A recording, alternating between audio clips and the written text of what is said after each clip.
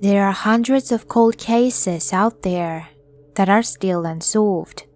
Occasionally, some of them do get solved. The re-examination of the evidence with the collaboration of technology specialists can give to the families of the victims some closure to their nightmare. Today, we are counting down 5 cold cases that were recently solved. Patricia Greene. The body of Greene was found on May 10, 1987, in a drainage ditch off Sumter Highway, just a few hundred feet from the main entrance of McStay Air Base. Greene had been shot in the face with a shotgun at close range, and then carelessly left in a culvert. The 34-year-old mother of 3 lived with her children and her sister at an apartment on Rice Street. 2 trackers living in Columbia spotted her body in the ditch about a quarter-mile from the entrance of McStay Joint National Guard Base near Eastover. Investigators at the time meticulously processed the scene and collected items of potential evidence. Evidence from the crime scene was submitted for the FBI for evaluation at the time, but no suspects or leads were developed, and Greene's case was assigned to the Sheriff's Department's Cold Case Unit. No identification was found near Greene's body, but her untied shoes were found nearby on the bank of the ditch, according to archives. Investigators said at the time it appeared Greene was killed at the location. Then, in 2017, the DNA people matched up the DNA found on Greene's clothing at the crime scene that day to Philip Johnson. Johnson, age 53, was arrested in 1988 and later convicted in the murders of 4 women in Sumter County.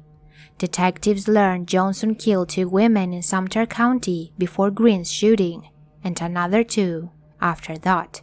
The 4 Sumter County murders happened in close proximity to each other.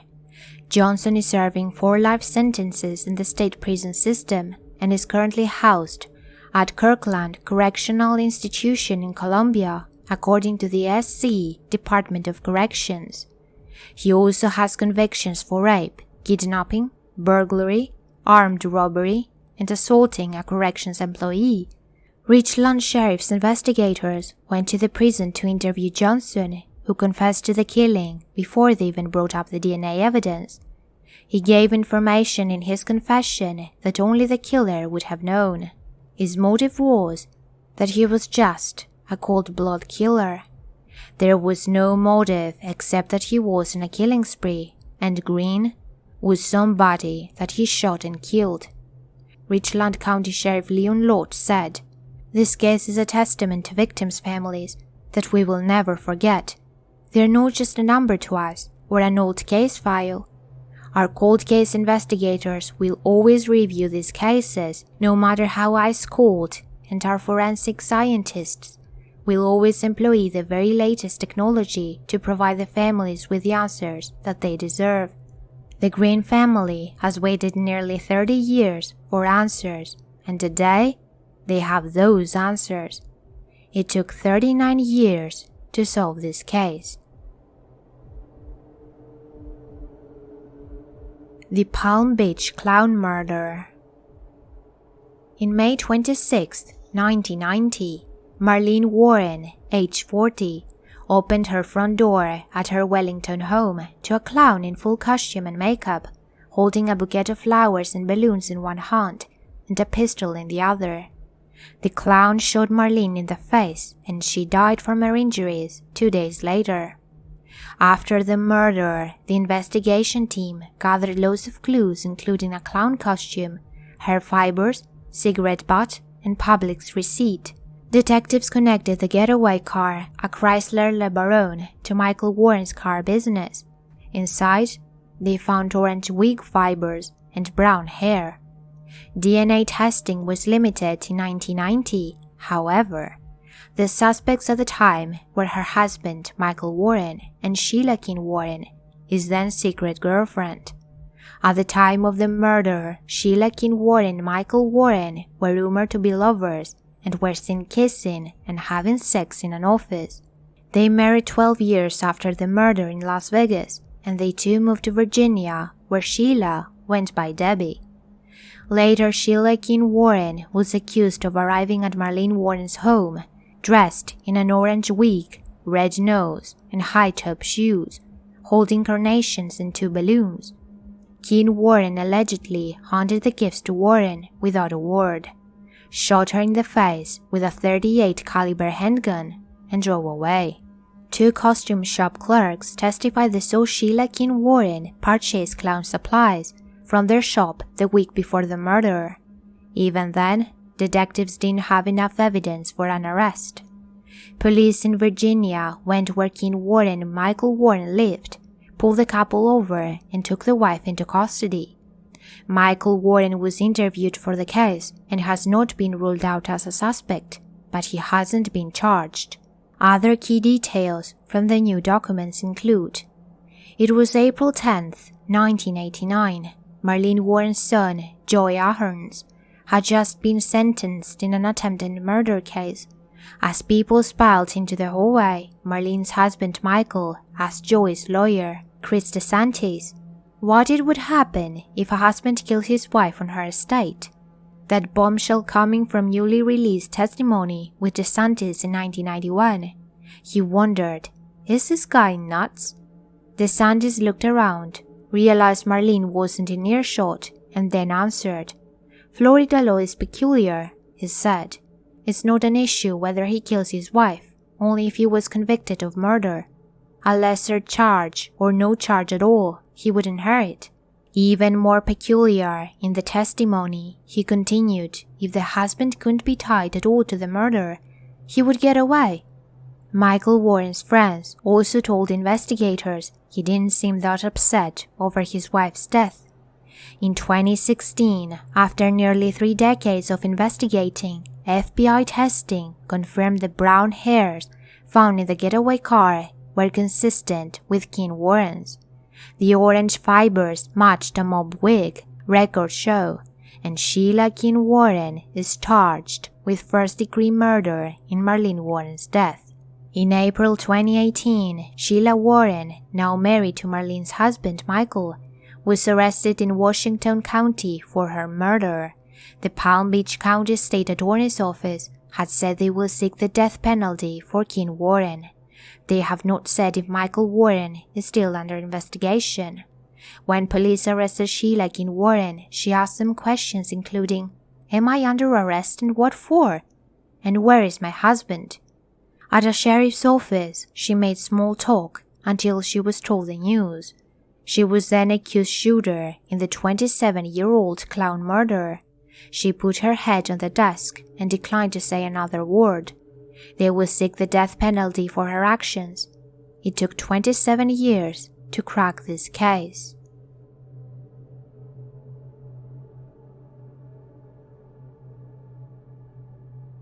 Casey Federer.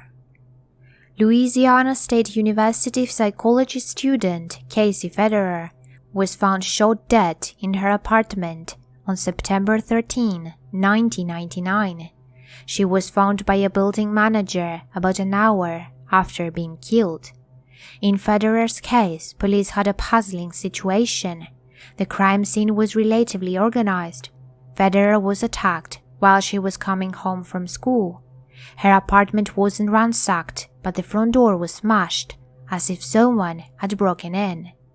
Federer was fully clothed and seemed to be trying to escape. She was found near a portable phone. Only her backpack was missing. Her dog was in the bedroom, and the lights on the unit were on, with the door left ajar. Investigators believe her killer busted through the apartment's deadbolted door, chased her until firing multiple gunshots, one fatally striking her in the abdomen. The investigators had only 2 bullet holes and her missing backpack as clues to start with. Her killing occurred at a time when Baton Rouge was in pandemonium, as 2 serial killers roamed the streets. Women lived in fear, reports of the era suggested. While detectives released a sketch of an unknown man seen at the apartments in the early 1990s, and at one time named another man living in the apartments as a suspect. No leads panned out over the last 2 decades. According to the warrant filed Tuesday, detectives found a glove in Federer's apartment. Detectives spoke with the victim's roommate, and she told police that it didn't belong to either of the young women. Guildry, a fellow LSU student, met Federer that spring after the two were randomly assigned to room together. Both transfer students, the duo became fast friends. On the day of the shooting, Guildry had left the apartment to run some errands and returned to find emergency vehicles surrounding the complex. She recalled in the episode. At first, she didn't believe it had anything to do with her, until other residents of the building started flocking to her. Turning to witnesses like Guildry for leads, detectives eventually zeroed in on their only suspect, Travis Greene. The warrant states that Greene was arrested on September 16, 1999, for an unrelated charge, and that he had been interviewed and released by Houston authorities just 3 days before Casey Federer was murdered. In a second interview with police, Guildry denied knowing anyone or seeing anyone in the apartment that matched Greene's physical description. And when Baton Rouge police finally secured a DNA swab from Greene in 2002 and sent it to Louisiana State Crime Lab, it yielded limited and inconclusive results. Investigators tried again in 2014 to obtain additional DNA information, but were left with the same results. But a recent update to searching perimeters for the FBI's DNA database, along with a growing number of DNA profiles included, finally led to a match in August. Authorities issued a warrant on Tuesday for 49-year-old Travis Greene, alleging first-degree murder and aggravated burglary after matching his DNA to a glove that was left at the scene of the crime back in 1999. This is the third murder that Greene currently awaiting execution in Livingston, Texas for another slaying has been connected to through DNA evidence, Coppola said, including the rape and murder of a 19-year-old woman in Houston that occurred only 11 days before Federer's death in Louisiana. He was convicted and sentenced to death for that crime almost a year later. More than a decade ago, Houston police also connected Greene to the 1988 murder of Margaret McGinnis, an 82-year-old woman who was sexually assaulted and murdered in her West Houston home. 2 decades after McGinnis' July murder, the Houston Police Homicide Division's Cold Case Squad discovered a male pattern DNA profile and entered it into the FBI's combined DNA index system. It took 19 years to crack this case. The McStay Family Case. In 2010, Joseph McStay, age 40, and his wife Summer, age 43, lived in Farbrook, California with their sons, Yanni, age 4, and Joseph Jr., age 3. On February 4, 2010, at 7:47 p.m., a neighbor surveillance system captured the bottom 18 inches of a vehicle, throughout the time to be the McStay family's 1996 Isuzu Trooper. In the surveillance recording, the vehicle's occupants could not be seen. At 8:28 p.m., a call was placed from Joseph McStay's cell phone to his business associate, Chase Merritt. The call went to voicemail. Merritt later told police that he ignored it because he was watching a movie. Over the next several days, the McStay's family unsuccessfully tried to contact them. On February 13th, Joseph's brother, Michael McStay, traveled to the McStay residence and, on finding an open window in back, climbed in and gained entry to the home. Michael McStay didn't find any of the McStay family at home, and their 2 dogs were in the backyard. On February 15th, he phoned the San Diego Sheriff's Department and reported his brother and family missing. Officers arrived to the home and requested a search warrant, executed on February 19th, 2010. Although a search of the home found no evidence of struggle or foul play, There were indications of a hasty departure. A carton of raw eggs had been left on the counter, and 2 child-sized bowls of popcorn sat on the sofa.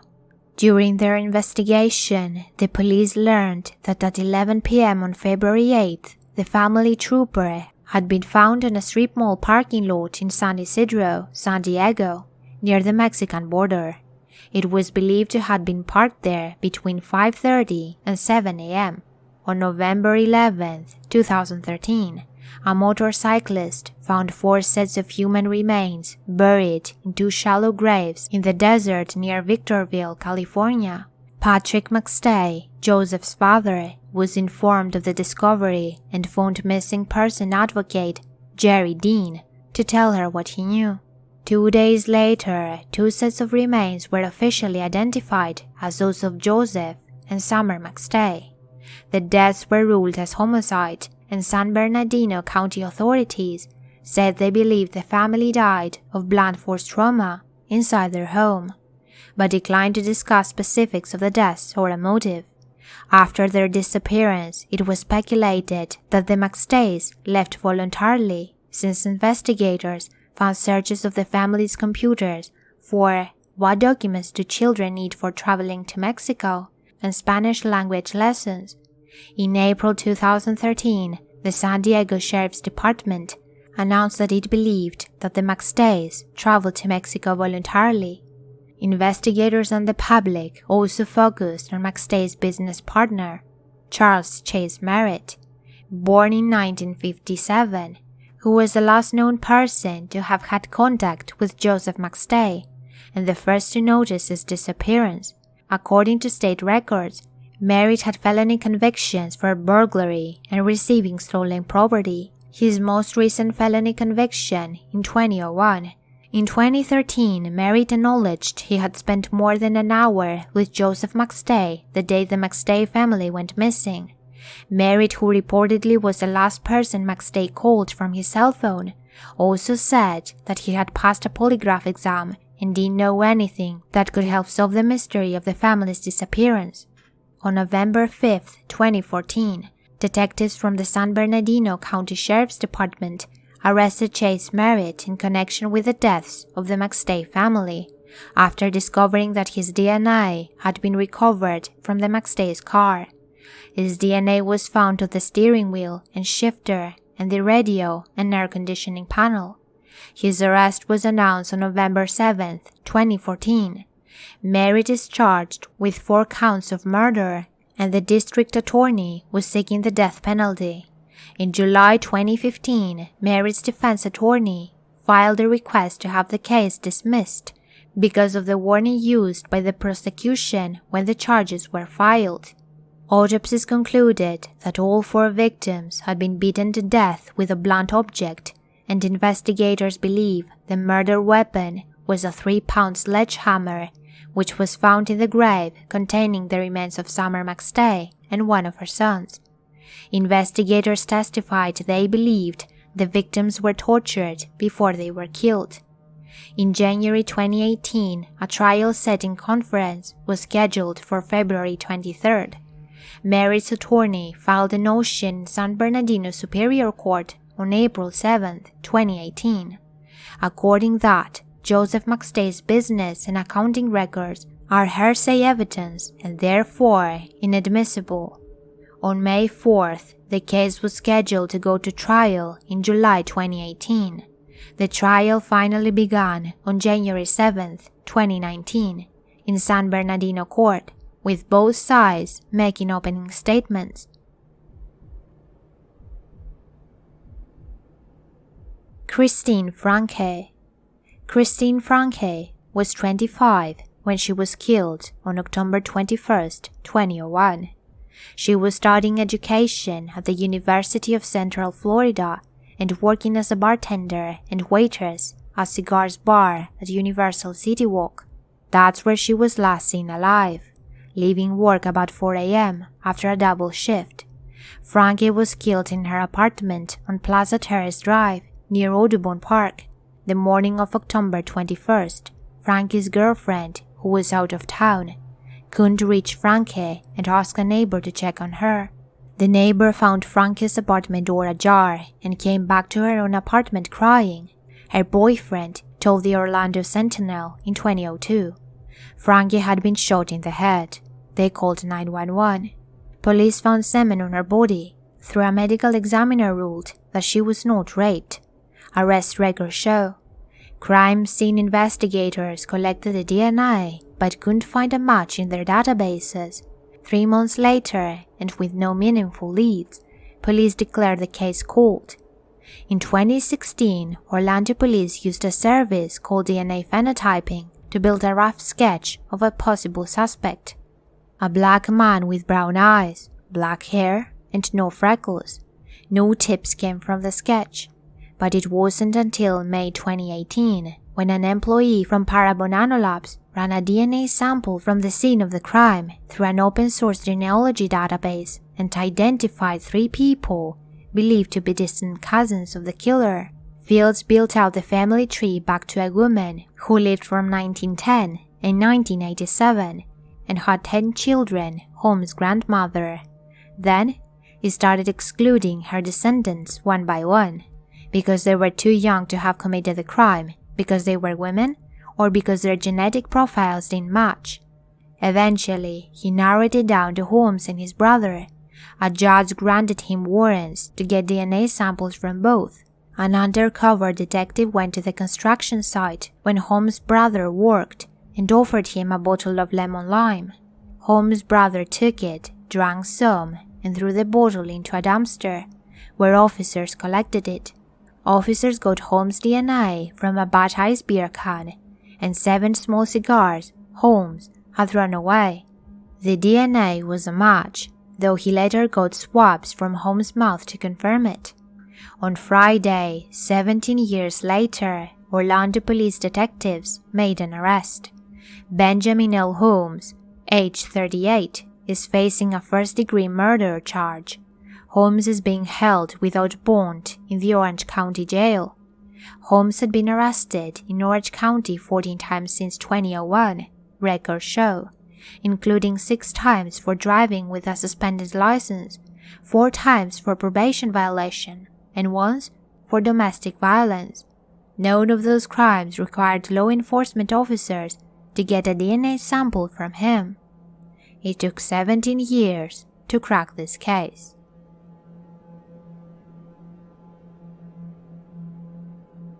Hey there, and thank you so much for watching. If you like this video, leave a like, and if you like my videos and want to see more, subscribe to my channel, and I will see you all in the next one.